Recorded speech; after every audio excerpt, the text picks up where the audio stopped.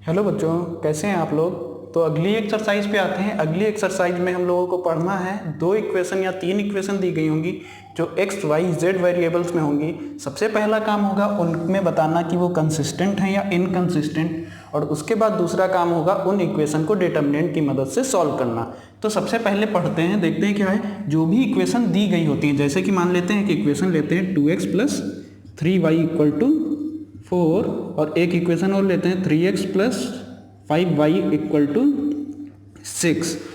ये जो इक्वेशन होती हैं मैट्रिसेस में, ये ax equal to B form में होती हैं। कैसे हम बताते हैं। ये जो a मैट्रिक्स होता है, ये a मैट्रिक्स बनता है x और y के कोफिशिएंट से। तो यानी x और y का कोफिशिएंट पहली इक्वेशन में 2 और 3, और सेकेंड इक्वेशन में 3 और 5। तो A मैट्रिक्स ये होता है। ओके, इसके बाद इसमें X मैट्रिक्स है। X मैट्रिक्स क्या होता है। X मैट्रिक्स होता है जितने भी वेरिएबल हों उनको कॉलम्स में अरेंज कर दो। तो यहाँ पे दो वेरिएबल थे तो हमने X और Y को अरेंज कर दिया। ये होता है X मैट्रिक्स। और बच्चा ये जो B मैट्रिक्स लिखा है, ये B मैट्रिक्स क्या होता है। ये B मैट्रिक्स होता है जितने भी इक्वेशन में कॉन्स्टेंट हो। तो कॉन्स्टेंट कितने हैं, 4 और 6। तो ये B मेरा मैट्रिक्स रहा। अगर आप ax का मल्टीप्लाई कराएंगे उसको b के इक्वल रखेंगे तो आपको वापस यही इक्वेशन मिल जाती है। इसीलिए मैट्रिसेस में हम इसको ax equal to B form से डिनोट करते हैं। तो कैसे करते हैं। सबसे पहला, अगर कंसिस्टेंट होगा कब, जब डिटर्मिनेंट a की वैल्यू निकालोगे और नॉट जीरो के इक्वल आ जाए। डिटर्मिनेंट a निकालना है और वो सबसे पहले देखना है कि जीरो है या नहीं। अगर नहीं है तो कंसिस्टेंट, अगर है तो हम दो केसेस होंगे। तो हमको निकालना पड़ेगा एडजॉइंट ए। एडजॉइंट ए का बी के साथ मल्टीप्लाई कराएंगे और देखेंगे वो जीरो के इक्वल है या जीरो के इक्वल नहीं। तो तब पता चलेगा वो कंसिस्टेंट है या इनकंसिस्टेंट। अगर जीरो के इक्वल होगा तो कंसिस्टेंट, अगर जीरो के इक्वल नहीं होगा तो इनकंसिस्टेंट। ओके बच्चों, क्वेश्चन पे आते हैं। पहले क्वेश्चन में दो इक्वेशन दी गई हैं और पूछा गया है ये इक्वेशन बताओ कंसिस्टेंट है या इनकंसिस्टेंट। तो सबसे पहला काम हमको जो करना है वो हमको इनको ax equal to B form में लिखना है। तो ax equal to B form से a जो मैट्रिक्स होता है वो क्या होता है, a मैट्रिक्स होता है x और y के कोफिशिएंट से बनने वाला मैट्रिक्स। तो हमने दोनों इक्वेशन के x और y के कोफिशिएंट लिए। इसी तरीके से x मैट्रिक्स क्या होता है, वेरिएबल से बनने वाला मैट्रिक्स। तो x और y दो वेरिएबल थे, दोनों लिख लिए। इसी तरीके से जो b मैट्रिक्स होता है, ये b मैट्रिक्स क्या होता है, ये b मैट्रिक्स होता है 2 और 3 कांस्टेंट। ओके, तो हमने a, x और b की वैल्यू निकाल ली। अब जैसा कि हमने बताया था सबसे पहला काम है तुमको निकालना है डिटर्मिनेंट a की वैल्यू। तो डिटर्मिनेंट a की वैल्यू हम कैसे निकालेंगे, इसमें से इस एलिमेंट का इसके साथ मल्टीप्लाई, फिर माइनस लगाएंगे इसका इसके साथ मल्टीप्लाई। तो 3 माइनस 4 इक्वल टू माइनस का 1, और देख रहे हैं ये क्या आ रहा है, नॉट इक्वल टू 0। अगर ये 0 के इक्वल नहीं आ रहा है तो हम यहाँ से बोल सकते हैं ये क्या है, कंसिस्टेंट। ओके, क्वेश्चन नंबर 3 पे आते हैं। 2 स्किप किया है। क्वेश्चन नंबर 3 में क्या करना है, इन दो इक्वेशन को भी हमें कंसिस्टेंट या इनकंसिस्टेंट है ये बताना है। तो सबसे पहले ए मैट्रिक्स लिख लेते हैं। ए मैट्रिक्स हम लिखते हैं क्या आएगा, 1 3 2 6। अगला जो बी मैट्रिक्स एक्स मैट्रिक्स होगा वो होगा एक्स वाई।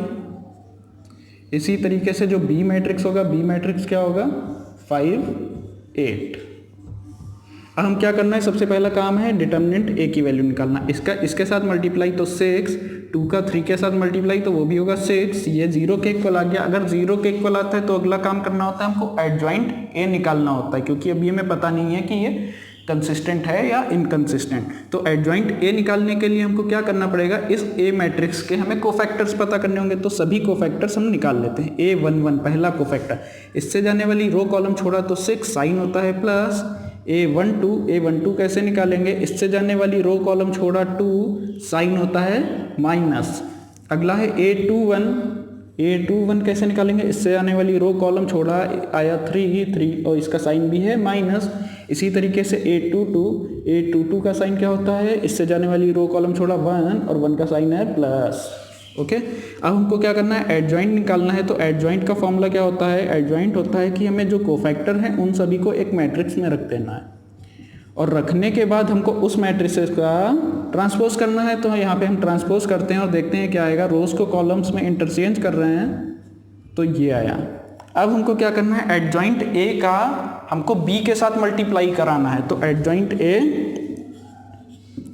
Into B.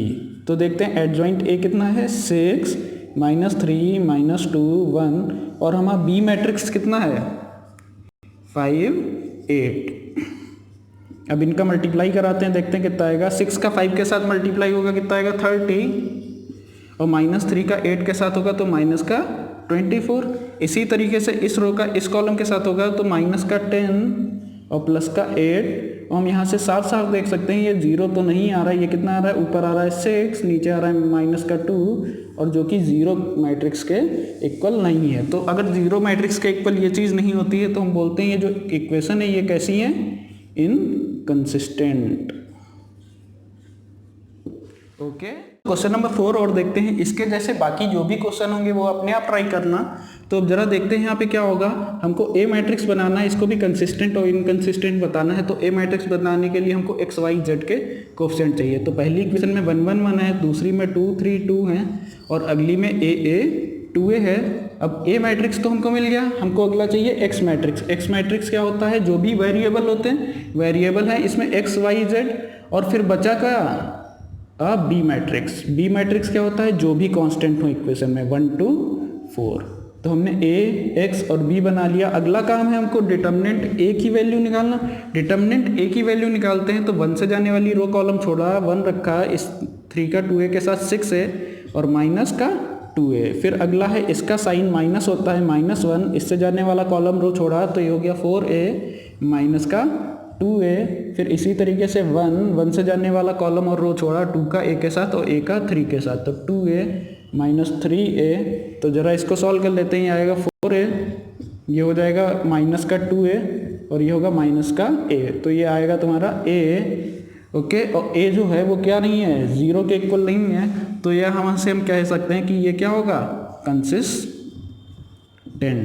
अगर यहाँ पे तुम्हारा इसकी वैल्यू 0 आ जाती, डिटर्मिनेंट ए की वैल्यू, तब तुमको एडजॉइंट ए निकालना पड़ता और एडजॉइंट ए का बी मैट्रिक्स के साथ मल्टीप्लाई कराते और अगर वो चीज़ 0 आती तो हम बोलते कंसिस्टेंट और अगर वो नॉट इक्वल टू 0 आता तो बोलते इनकंसिस्टेंट। ओके, इन दो इक्वेशन को हमें सॉल्व करने को बोला गया है। सॉल्व करने का मतलब होता है एक्स और वाई की वैल्यू निकालना। एक्स और वाई की वैल्यू निकालना हम पहले भी पढ़ चुके हैं एलिमिनेशन से, या बाकी और भी मेथड होते हैं, पर यहाँ पे जो हमको मेथड यूज़ करना है वो यूज़ करना है डिटर्मिनेंट का। तो सबसे पहले हम देखते हैं, इसमें हम लिख लेते हैं ए मैट्रिक्स क्या होता है। ए मैट्रिक्स होता है 5 2 7 3। एक्स मैट्रिक्स क्या होता है, जो भी वेरिएबल हो एक्स वाई, और बी मैट्रिक्स क्या है, जो भी कांस्टेंट होते हैं 4 5। अब हमको क्या करना है, हमको देखना है जो हमारी इक्वेशन होती हैं वो किस फॉर्म में होती हैं, A X equal to B form में। मैं बता चुका हूँ। तो तुमको देखो अगर x और y की वैल्यू निकालनी है तो जरा ध्यान से देखो x और y कहाँ है, x में है, यानी यहाँ से x की वैल्यू निकालना। अच्छा, मैट्रिसेस में ऐसा नहीं होता कि ये a से यहाँ पे हम डिवाइड कर दें तो हमें x की वैल्यू मिल जाए। तो हमको क्या करना होगा, यहाँ से a हटाने के लिए हमको इस इक्वेशन में a इनवर्स से मल्टीप्लाई करना होता है, मल्टीप्लाइंग बाई ए इनवर्स। तो ए इनवर्स से मल्टीप्लाई करेंगे तो A inverse A X equal to A inverse B हो जाएगा। और यहाँ पर से ध्यान से देखना, ए इनवर्स ए जो है वो क्या होता है, आई होता है। और आई का अगर किसी भी मैट्रिक्स में मल्टीप्लाई कर रहे हैं तो वापस वही मैट्रिक्स आ जाता है। ये दो थ्योरम लगेंगी तो आई ये हो जाएगा आई, ये आई एक्स, ये ए इनवर्स बी ऐसे ही रहेगा। अब देखना ये आई और x मल्टीप्लाई होके हो जाएगा ax इस वाली थ्योरम से, तो x equal to A inverse b। तो हमको x की वैल्यू मिल चुकी है। तो हमको अगर x की वैल्यू निकालनी है तो हमको a इनवर्स निकालना होगा और a इनवर्स का मल्टीप्लाई कराना होगा b के साथ। और a इनवर्स हम निकालेंगे यहाँ पे एडजॉइंट वाले मेथड से। तो निकालते हैं। सबसे पहले a इनवर्स निकालने के लिए हमको एडजॉइंट चाहिए, तो उसके लिए हमें कोफैक्टर चाहिए होंगे। तो कोफैक्टर्स हम इस a मैट्रिक्स के निकाल लेते हैं। A11 जो होगा वो क्या होगा, इससे जाने वाली रो कॉलम छोड़ना तो आएगा 3। सबसे पहला काम जो करना वो पता क्या करना, सबसे पहला काम करना डिटर्मिनेंट A की वैल्यू निकालना। क्योंकि अगर डिटर्मिनेंट A की वैल्यू निकालने पे देखते हैं क्या आता है, 5 का 3 के साथ मल्टीप्लाई होगा 15 और 7 का 2 के साथ होगा 14 और वो आ रहा है 1। अगर ये चीज़ 0 के इक्वल आ जाती बाई चांस अगर ये 0 के इक्वल आ जाती तो आप कह सकते थे कि यहाँ पे ए इनवर्स निकालना पॉसिबल नहीं है, तो इन इक्वेशन का सॉल्यूशन भी पॉसिबल नहीं है क्योंकि एग्जिस्ट नहीं करता, ठीक है। और वही चीज़ अगर नॉट इक्वल टू 0 आए तभी हम लोग एडजॉइंट निकालेंगे क्योंकि तब इनवर्स निकालना पॉसिबल होता है, ठीक है। तो हमको क्या करना है, अब एडजॉइंट निकालने हैं। तो सबसे पहले A11 निकालेंगे। A11 कैसे निकालेंगे, इससे जाने वाली रो कॉलम छोड़ा तो 3 आया, साइन होता है प्लस। अगला है A12 निकालने के लिए इससे जाने वाली रो कॉलम छोड़ा तो 7, साइन है माइनस। अगला है A21 से इससे जाने वाली रो कॉलम छोड़ा तो 2 और साइन है माइनस। अगला है A22, ये होगा 3 से जाने वाली रो कॉलम छोड़ा तो आया 5 और साइन होता है प्लस। तो हमने यहाँ पे कोफैक्टर्स निकाल लिए हैं, मैट्रिक्स में रखते हैं तो हमको मिलता है एडजॉइंट। कैसे एडजॉइंट A इक्वल टू क्या होता है, हम इन कोफैक्टर्स को एक मैट्रिक्स में रखते हैं 3 - 7 - 2 और 5 और हम इस मैट्रिक्स का कर देंगे ट्रांसपोज तो हमको मिल जाएगा एडजॉइंट। तो 3 ट्रांसपोज क्या होता है, रोज को कॉलम्स में इंटरचेंज करना। तो हमको एडजॉइंट मिल गया है। अब हमको ए इनवर्स निकालना है। तो ए इनवर्स का फॉर्मूला क्या हमने बताया था, 1/डिटर्मिनेंट A इंटू एडजॉइंट A। तो ज़रा ध्यान देना, डिटर्मिनेंट A की वैल्यू है 1, तो 1/1 और एडजॉइंट A है 3 - 2 - 7 5। तो हम कह सकते हैं ये क्या आ गया, 3 - 2 - 7 5। अब हमको अगला काम करना है। अगला काम क्या करना है, हमको x equal to A inverse B में ये वैल्यू रखनी है। तो x की वैल्यू क्या होती है, x y A इनवर्स अभी हमने निकाला 3 - 2 - 7 और 5 और B मैट्रिक्स क्या था 4 5। ओके, मल्टीप्लाई तो देखते हैं यहाँ पे मल्टीप्लाई कराने पे कितना आएगा, इस रो का इस कॉलम के साथ 3 का 4 के साथ होगा 12, यहाँ पे आएगा माइनस का 10। इसी तरीके से इस रो का इसके साथ होगा माइनस का 28, 5 का 5 के साथ 25। तो ये देखना कितना आता है, ये आएगा 2 और नीचे आएगा माइनस का 3 और ये किसके इक्वल है, x y।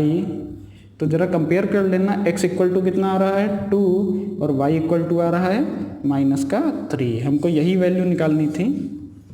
ओके, इवन बाकी क्वेश्चन सभी सेम थे।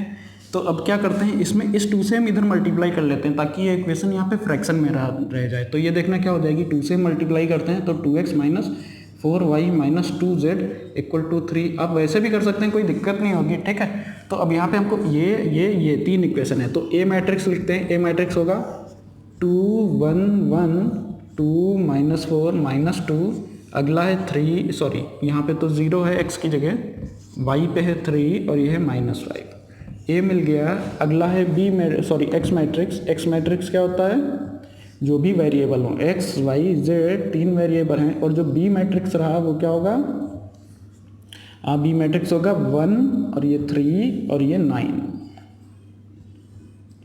तो अब अगला काम हमको क्या करना है, सबसे पहले हमको डिटर्मिनेंट A की वैल्यू निकालनी है। डिटर्मिनेंट A की वैल्यू कैसे निकालेंगे, इस रो के लॉन्ग ओपन कर देते हैं, थोड़ा आसान पड़ेगा, 0 है तो 2 से जाने वाली रो कॉलम छोड़ेंगे तो 4 का 5 के साथ होगा 20 और माइनस लगता है और ये माइनस माइनस प्लस हो जाएगा, फिर माइनस लगेगा यहाँ पे 2 माइनस का 2, फिर इससे जाने वाली रो कॉलम छोड़ा 1 का 5 के साथ -5 -3। अगला तो 0 हो जाएगा तो उसको नहीं लिखते हैं, ये देखते हैं कितना आएगा।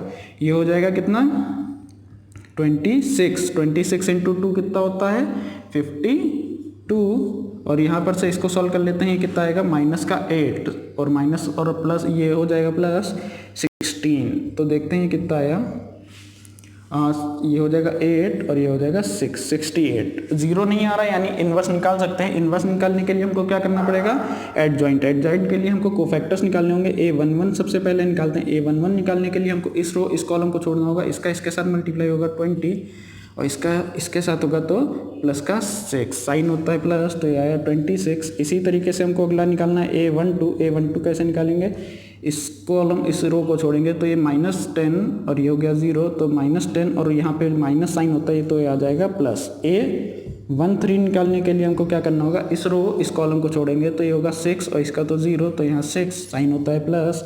अगला इसी तरीके से निकालेंगे A21 निकालने के लिए हम क्या करेंगे, इस रो इस कॉलम को छोड़ेंगे -5 -3 होगा -8 और साइन होता है माइनस, तो ये प्लस का 8।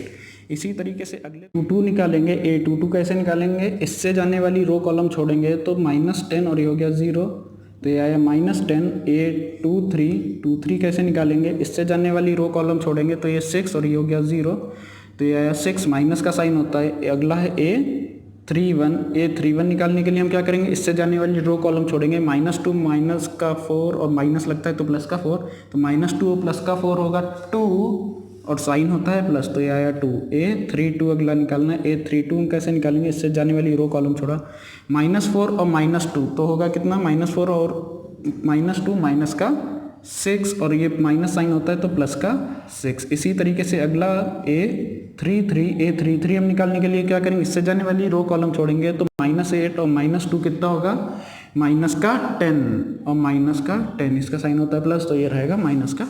ओके, तो हमने यहाँ पे एक मैट्रिक्स में रख दिया और उसका ट्रांसपोज करेंगे तो हमको मिल जाएगा एड जॉइंट। तो हम यहाँ पे ट्रांसपोज करते हैं, देखते हैं कितना आएगा, 26 8 2 10 -10 6 6 -6 और -10, ये हमको मिल गया एडजॉइंट ए। अब हमको करना है ए इनवर्स निकालना है। ए इनवर्स के लिए हमको क्या करना होगा, 1/डिटर्मिनेंट ए इंटू एडजॉइंट ए। तो 1/डिटर्मिनेंट ए की वैल्यू थी 68 और एडजॉइंट ए कितना आया है 26 8 2 10 -10 6 6 -6 -10। अब हमको यहाँ पे ए इनवर्स भी मिल चुका है। अब हमको क्या कराना है, x इक्वल टू क्या होता है, ए इनवर्स बी, वैसे ही निकालेंगे जैसे पिछली बार निकाला था। ए इनवर्स की वैल्यू इसमें रखेंगे, ए इनवर्स की वैल्यू है 1/68 26 8 2 10 -10 6 6 -6 -10 और इसका मल्टीप्लाई होगा बी मैट्रिक्स के साथ। बी मैट्रिक्स क्या है 1 3 9, तो मल्टीप्लाई कराते हैं, देखते हैं क्या आता है। बाहर 1/68 है वो लिखा रहने देते हैं, मल्टीप्लाई करा रहे हैं फर्स्ट रो का फर्स्ट कॉलम के साथ, तो यहाँ पे 26 होगा 8 का 3 के साथ 24 और ये हो जाएगा 18। इसी तरीके से इस रो का अगले कॉलम, इस रो का इस कॉलम के साथ होगा तो 10 और माइनस का 30 और 6 का 9 के साथ होगा 54। इस रो का इस कॉलम के साथ होगा तो 6 और माइनस का 18 और माइनस का 90। अब इसको सॉल्व कर लेते हैं, देखते हैं कितना आएगा। यहाँ पे 1/68 ऐसे ही लिखा रहने देते हैं। ये सॉल्व होके कितना आ रहा है 68 और इसको सॉल्व करके आएगा ये 34 और ये है 18 और ये जाएगा 12 बचेगा, माइनस का 12 और माइनस का 90 माइनस का 102। तो हम 68 से इसको डिवाइड कर देते हैं तो ये देखना कितना आएगा, यहाँ पे 1 आएगा, यहाँ पे हाफ आएगा और यहाँ पे आएगा 3/2 माइनस का। और ये किसके इक्वल चल रहा था, x के इक्वल, और x क्या था हमारा x y z और o किसके इक्वल है 1/2 और माइनस का 3/2। तो x की वैल्यू क्या हो गई 1, y की हो गई हाफ और z की हो गई माइनस का 3/2। ओके।